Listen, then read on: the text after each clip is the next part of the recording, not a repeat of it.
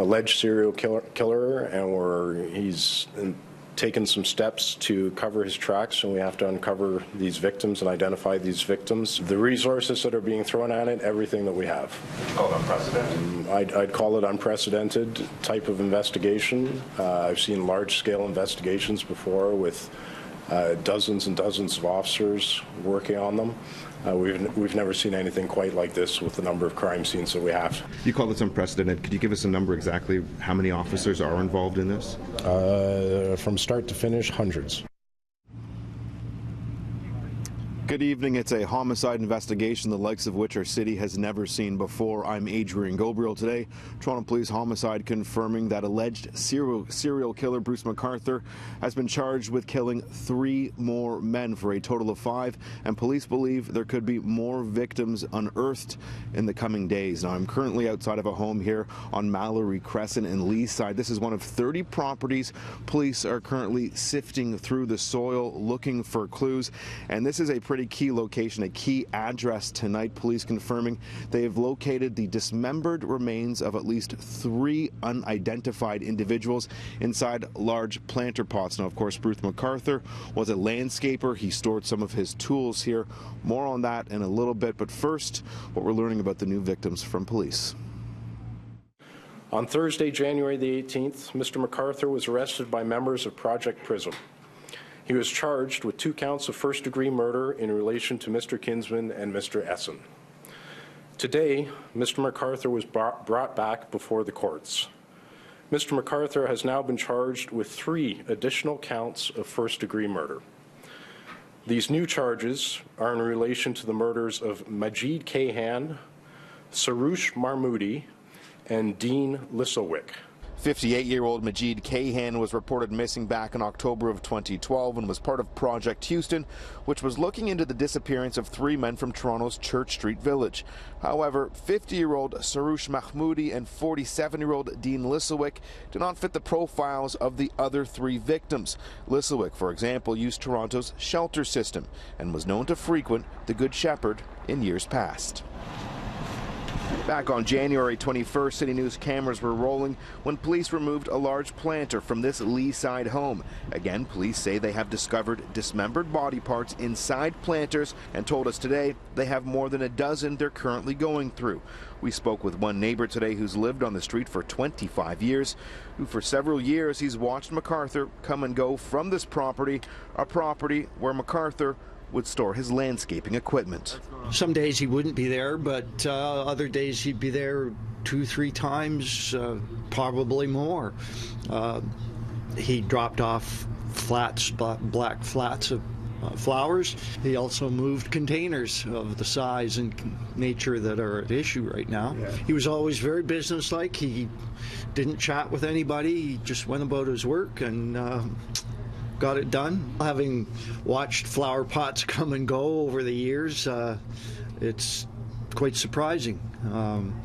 It's kind of sad too. You know, I feel badly for the folks in that house because they had no idea what was going on, I'm sure, and I feel badly, of course, for the victims and their families. But it's really quite a surprise. Toronto police were also seen bringing in jugs of fuel to the back of this property today to refill generators, which are helping them work through the night. One police source telling me today we should expect several more press conferences in the days to come. Again, police believe there are several more victims. Now, there are still multiple missing individuals from the Church and Wellesley village who are still very much part of this investigation, though today we heard for the first time that one of the victims actually used our shelter system.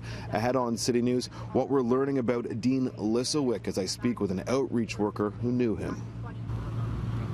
I'm Adrian Gobriel. Earlier on City News, we told you about the unprecedented homicide investigation currently underway in Toronto.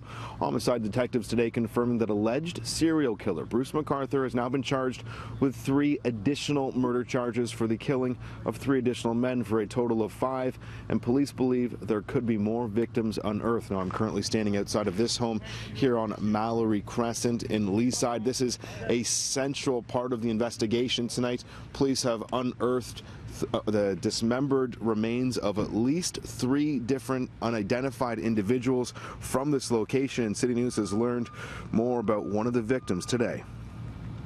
It was previously believed McArthur would pose as a Santa Claus during the holidays, may have only preyed on men in Toronto's Church Street Village, many of Arab or South Asian descent. But today, homicide alleging that this man, 47-year-old Dean Lissawick, is one of the new victims. Lissawick was never reported missing, and that's largely because he was believed to be homeless and at times used Toronto's shelter system. Today, I confirmed Lissawick used to frequent the Good Shepherd on Queen Street East. He was described by workers I spoke with as a nice man who stopped showing up at the Good Shepherd about 2 years ago. This individual who's used the Good Shepherd, Mr. Lissawick, actually wasn't announced as missing because he kind of slips through the cracks. Right. He hasn't been here for a couple of years. That happens with homeless. They move to other cities, other locations, or they find themselves somewhere safe to stay and we don't see them again. So in this case, that's probably what happened. He got a hand up somewhere and was able to stabilize his lifestyle and then ended tragically. Good Shepherd staff say it's impossible to keep track of who comes and goes on any given day. We spoke with other outreach agencies today. They say many on the streets don't even sleep at night because they fear for their lives. The vast majority of the population of homeless people on the streets sleeping rough are older men. And the work that we do here is try and help men who are extremely vulnerable. They're easy targets is the way I tend to describe it. So it's not unusual for us to hear these kinds of stories. Obviously not to the degree that this alleged case potentially could be, but our men are often targeted and can often be attacked. They're older prey. The Good Shepherd tells me that Toronto police have yet to show up at their front door to ask any questions, though City News has reason to believe that there are other men who use the shelters in our city who are homeless, who may have had contact with Bruce McArthur. It's a story we'll be sure to follow closely in the coming days.